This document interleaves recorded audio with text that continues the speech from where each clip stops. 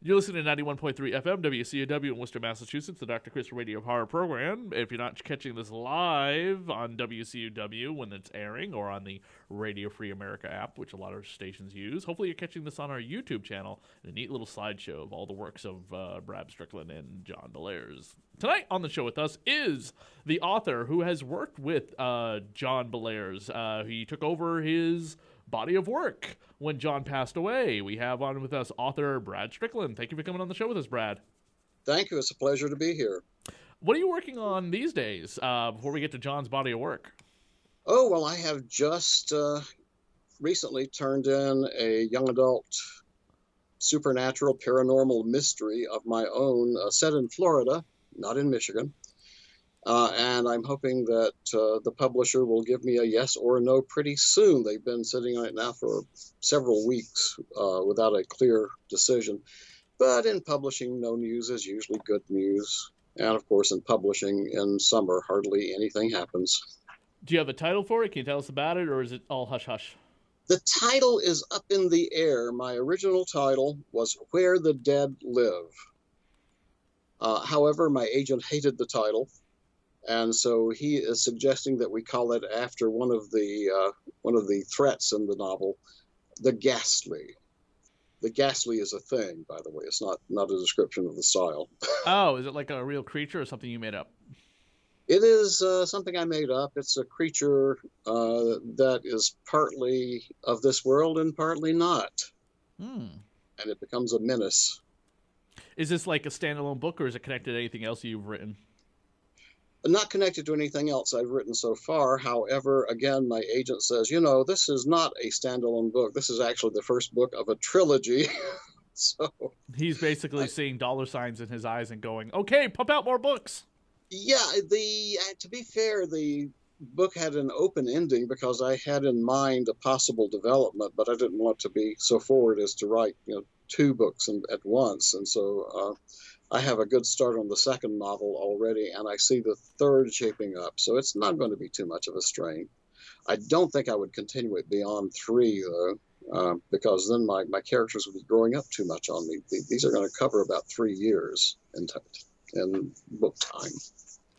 When you were growing up, who was a big influential writer for you to want to become a writer? What were you reading as a kid, basically? Let's say, like 11, 12, what were you reading?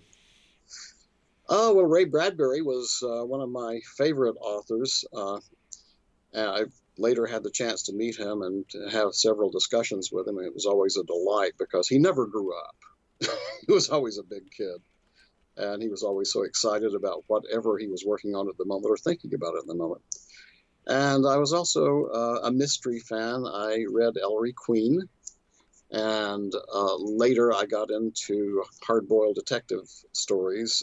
Ross MacDonald, Ken Miller was one of my favorites. And again, out of the blue, I sent him a fan letter one day, and we corresponded for many years until he passed away. So my advice to your listeners, if you've got a living writer that you like, write them a fan letter. Chances are you'll hear back from them, because that's what happened to me. And then you'll take over their body of work one day. Yes. Don't let that be the kiss. Don't let that be the kiss of death for your favorite author, though. I am kidding, of course. What do you think of the being a big mystery fan? What do you think of the fact that in 2018, I guess in 2019, it's going to be coming out? Agatha Christie has become basically revitalized due to Amazon. What do I think of Agatha Christie's resurgence in popularity because of like Amazon's turning her books into TV series? Yeah, I didn't realize that. I hadn't heard about that happening. Oh, okay. Well, I liked Agatha Christie. I don't think that any of the TV series so far have quite done justice to her characters, although the Poirot was pretty good. There have been some very, very bad Miss Marples in the past, but I won't say anything more about that. Well, more power to her. I'm glad to hear that. I just kind of feel like mysteries have kind of died out in terms, and like we call them like thrillers now maybe, but thrillers is not the same thing as a mystery, because I think thriller is more tied into like the horror industry. But I think a straight up just mystery without being a thriller, without being a horror movie, without it being about a serial killer or a slasher or something like that, a person who kills one person Mhm. Done. Or person steals and murder is then eventually involved. Done. Not like this person whacked like 12 other people, whatever, because that's usually then becomes a serial killer. Mhm. But I think the mystery as a movie or a TV series or even like a novel that everyone's reading has kind of died away. Yeah, they're really the classic mystery is an intellectual puzzle too, and I think that element has largely fallen out. I like them. Always found them challenging. You know, Ellery Queen in the early books would have a challenge to the reader. Ellery can now solve the crime because he has all the clues. Can you put them together and tell us who the killer is? And then you read the rest of the book to find out how wrong you were. Do you happen to know who the first person was to combine like a mystery with the supernatural was? Do you know? Because I was trying to look that up myself to see like what was the first author to really do that, to combine like a mystery story with like the supernatural in a way.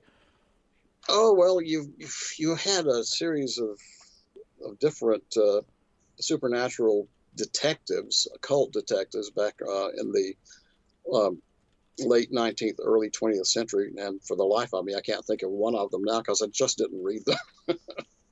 H.P. Lovecraft always said that he was a mystery writer, but I think he was more of an anachronism. Yeah, I didn't find a lot of mystery like who done it with his Tales of Cthulhu or the Reanimator or From Beyond or anything like that.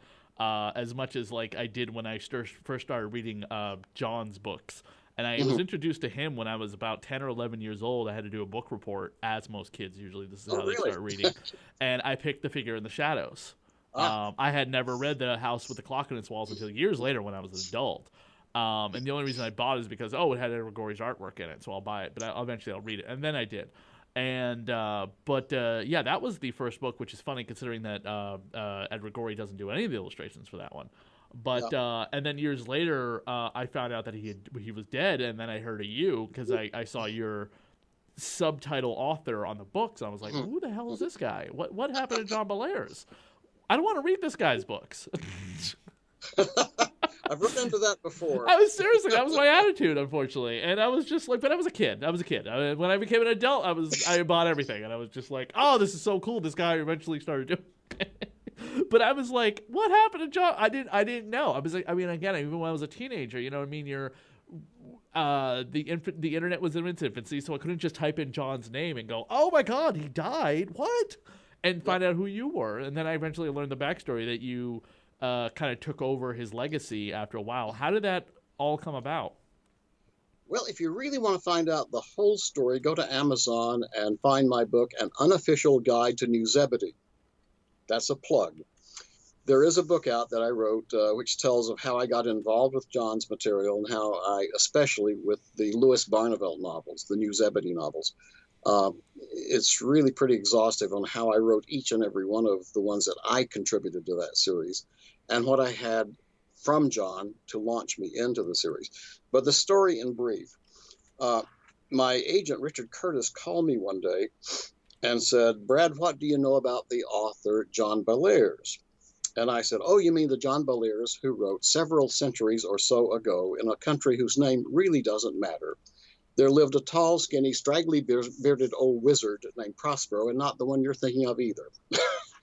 And he laughed. He said, you're the guy for the job, I think. And I said, what are we talking about? And he said, how would you like to write a John Bellairs book? And I said, well, I'd love it, but of course, I don't think I could legally do that, could I? And he said, Brad, John's dead. And it hit me hard. It hit me like a punch in the gut because I had no idea that he'd passed away. He was only 53. And so I had to recover from that. And I said, well, what's going on with it? And he said, well, John was writing 2 books a year, and he left 2 in partial manuscript. And his son, Frank, has recommended you as a possible person to complete these. One's pretty far along, one's just begun. And if we can talk the publishers into it, would you like to complete those 2 books? And I said, let me think about it, yes. But I was scared because I didn't know if I could do it or not. He encouraged me, but he said, you know, you have this knack of writing parodies and imitations of other people anyway, and you seem to really like John's book. You knew The Face in the Frost right off the bat. I said, yeah, but it's daunting. People won't like it. because I had the feeling that they wouldn't like someone taking over a favorite author. But I talked to the publisher, Phyllis Fogelman at Dial, and then I talked to the editor, Toby Sherry, and found out that Ghost in the Mirror was in a draft, but it was incomplete because it lacked a real ending. It wound up with a climax and didn't have the payoff. And the villain only came in the last few pages, the last 6 pages, I think, and they wanted the villain to make a bigger appearance, this, that, and the other.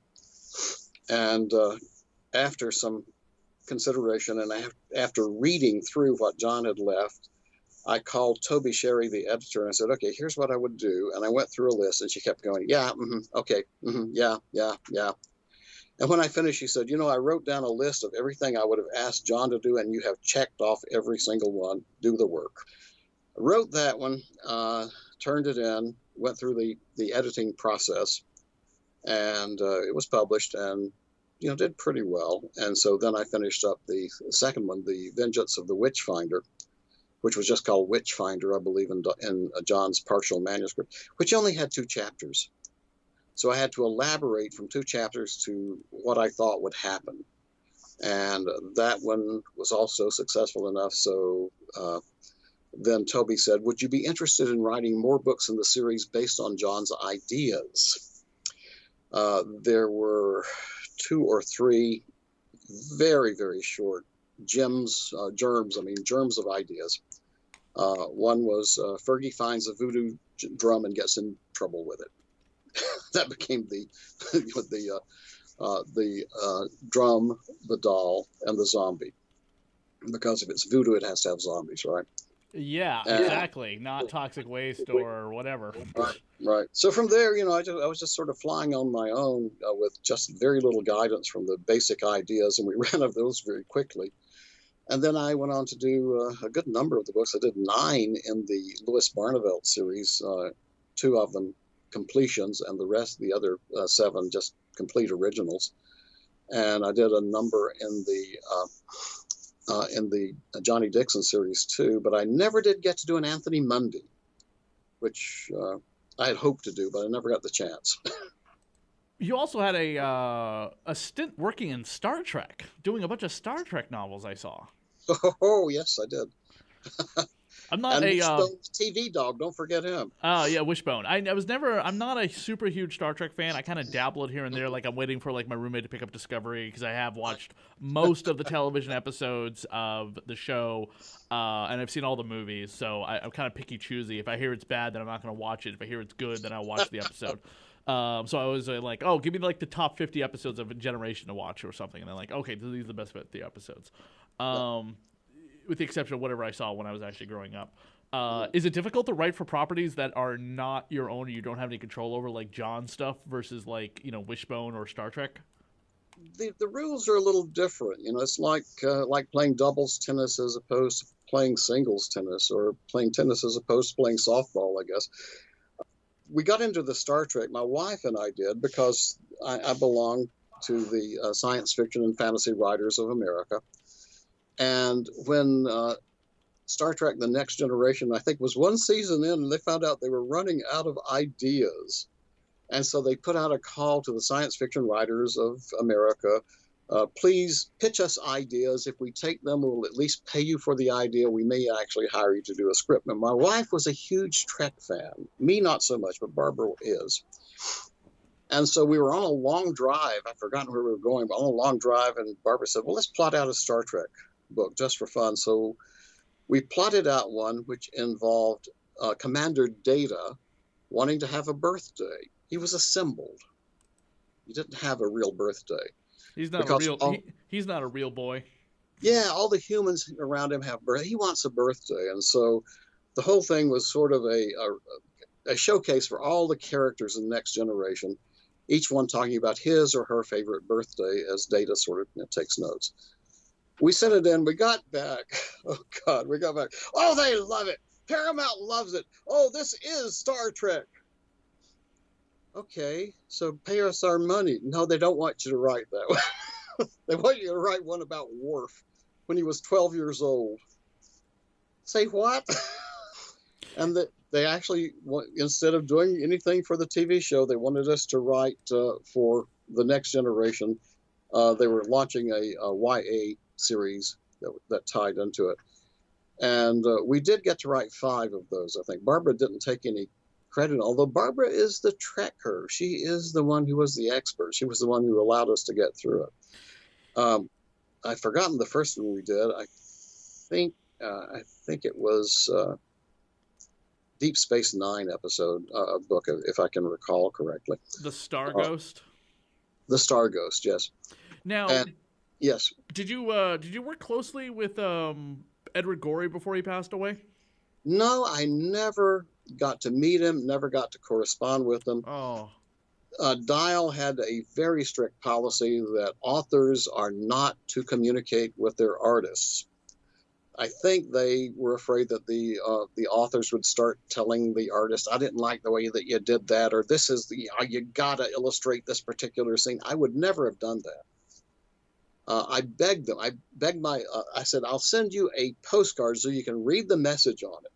Just forward it to Mr. Gorey. It just says, I appreciate working with him. I really treasure his art." She refused to do it, so I never had that chance. And again, I was in the car. I was coming back from school one day when they announced that Edward Gorey had passed away. And I pulled off the highway. I had to pull myself together, and then I went home. First thing I did was call my editor and ask her, have you heard? She said, "I was about to call you." And it was just, what are we going to do? I mean, Edward Gorey was like half of the show. There's I'm kind of curious, like, how much of his artwork they're going to use for the upcoming movie, The House with the Clock on Its Walls, because there are several pages of artwork in that book. Actually, as far as I'm aware, it's one of the few books that actually has more than just a couple pages of art, including the front, back cover, and then the front piece, first page piece of artwork. There's like art littered throughout the book, whereas most of John's and your books don't have art beyond the front and back cover and the front piece cover, the front piece page. I don't know. I haven't seen anything to indicate that they'll be using the art directly. Although I did notice that there was a collection of Gorey art in the bedroom set for Lewis, which I doubt will show up really on camera, but they obviously thought it would be a nice touch. One good thing, I think, reason to be somewhat hopeful about the movie, was that both the producer and the director were big Bellairs fans. They had read everything. And when we went down to visit the set, that we were invited for one day, we wound up going back for 3 days.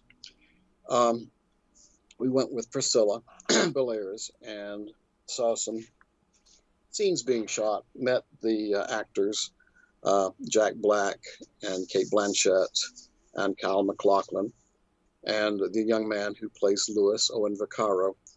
And in between shots, Eli Roth and Brad Fisher and Barbara and me and Priscilla sat around and we talked Bellairs. And I was just astounded at how well versed they were in all the books.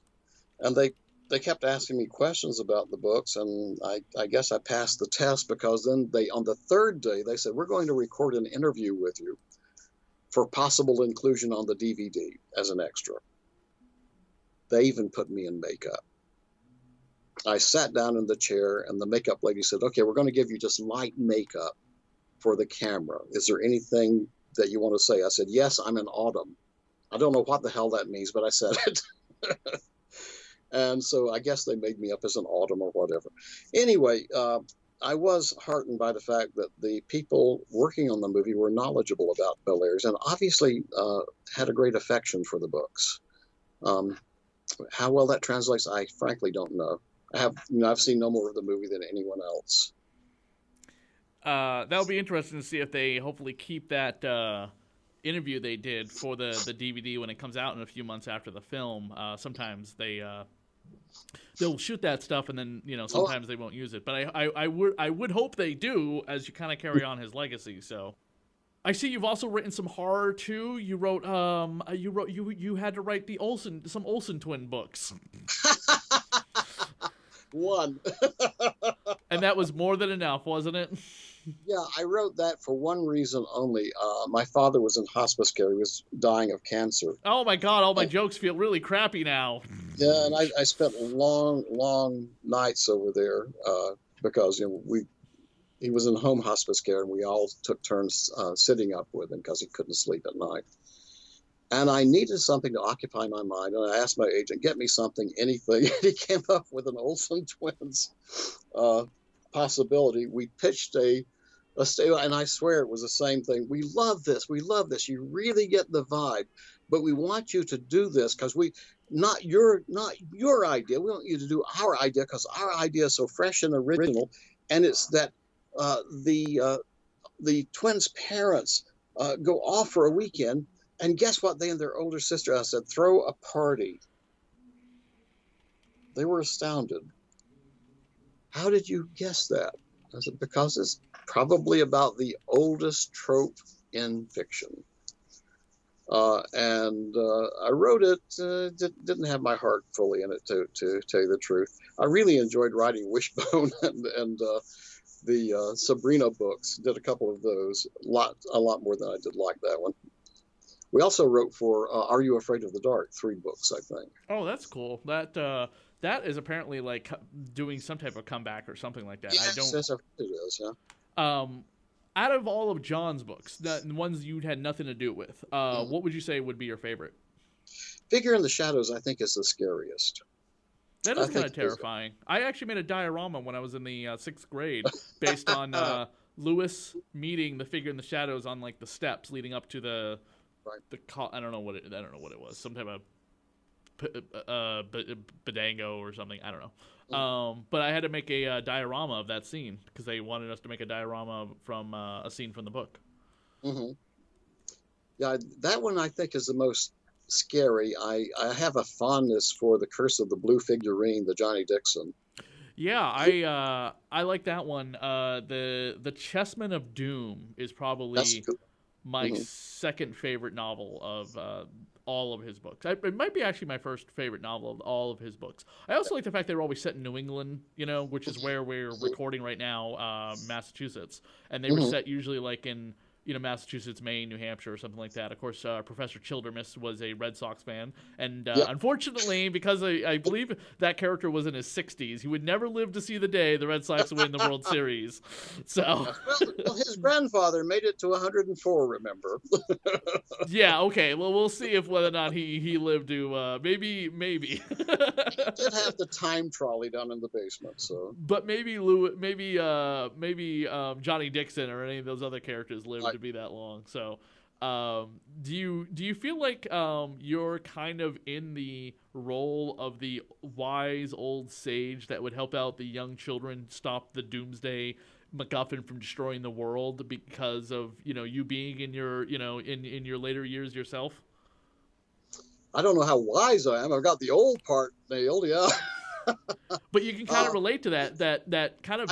There's a central main character in all those, other than like the fact for anyone not aware, Jack Black is been cast as the uncle who adopts Lewis in the House with the Clock in its Walls. Jack Black is in his like 40s and not quite the age of the character in the books. Neither is Kate Blanchett, by the way. Yeah, everyone's at least 10 years too young.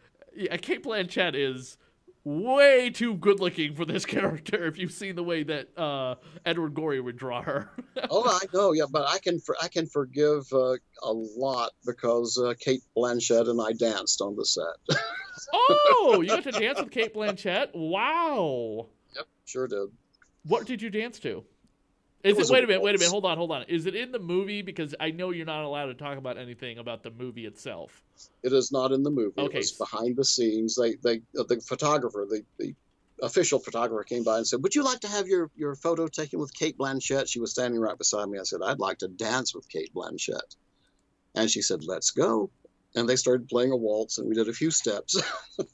Just enough for a photo. She was a good sport about it. I'm a rotten dancer. My wife, we went to a dance once, and I looked around and I couldn't find my wife, and it turned out she was so embarrassed by the way I was dancing or attempting to dance that she went home without me. Well, Brad, thank you so much for taking some time to come on the show, talk a little bit about your body of work as well as the legacy of the late great John Bellairs. Where can people find you? I'm sure you'll start getting a lot of people interested in your work when the movie comes out, as again you do continue his legacy. Well, just look me up on Facebook. I don't really have a web page because I'm a techno peasant, but I'm on Facebook. And I will be at the premiere of the movie in Marshall, Michigan on September 20th, I believe it is. If anybody's in the area and wants to come by and meet me, buy me a beer, buy me dinner, buy some of my books, yeah, come ahead. I'd love to meet fans, even if you're not buying anything. Definitely buy his books. Definitely look up his books. I believe they're re-releasing all of the books by John Bellairs and you, co-authored by you, I think this month or next month or something like that. When I had Priscilla on, she said that they were planning on releasing some of them. Obviously, the Figure in the House with the Clock in its Walls. The House with the Clock in its Walls, and probably Figure in the Shadows, and most likely the other books in at least that storyline. But definitely the House with the Clock in its Walls is getting re-released by a different publisher. But do yourself a favor, go online, try and hunt down on the secondhand market the ones with the Edward Gorey artwork in them, because those will not be republished ever. So, unless something ever gets worked out with Edward Gorey's estate, I mean, he died 18 years ago, and we still haven't seen any of those books republished. So, although there is an Edward Gorey site, so I'm sure that there's someone who's managing his affairs. Yeah, definitely. Yes, there is. So that's all in a whole other interview that I've actually already discussed. So you can check it out on my Radio Horror YouTube page. But again, thank you so much, Brad, for coming on the show with us. I really appreciate it. Well, thank you for having me. It's been a pleasure.